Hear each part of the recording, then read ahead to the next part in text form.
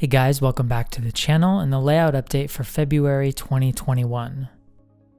I made some more progress in the harbor area this month, and that started with constructing a steel seawall using Evergreen styrene strips.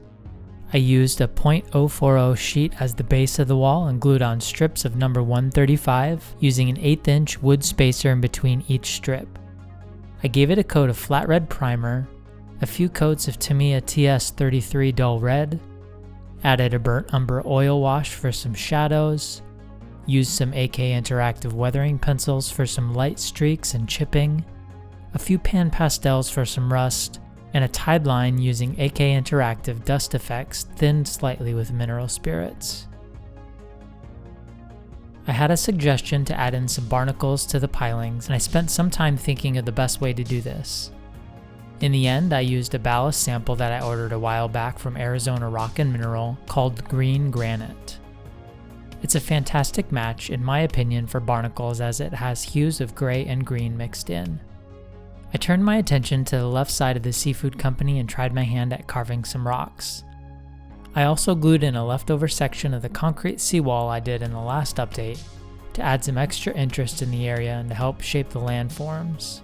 I filled in the gaps using some Sculptamold and drywall compound, and also added in a low shoreline that I'm going to fill with junk and details.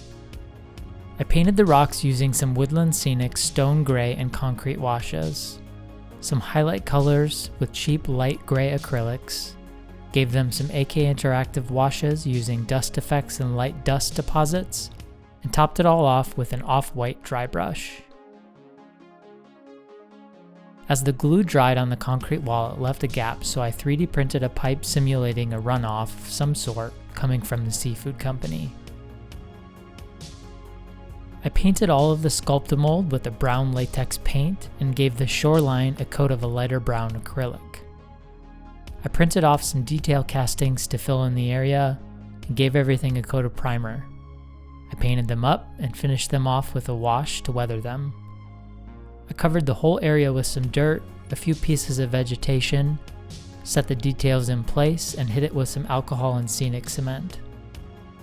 I added some stripwood pieces and some bent styrene rods to simulate some pipes and other junk as well. I still need to add in a tide line to the rocks and the shore area to tie it all together. That's it for this month. Thanks for making it through the update and for following along with the progress. You guys be safe and stay healthy. We'll see you next time.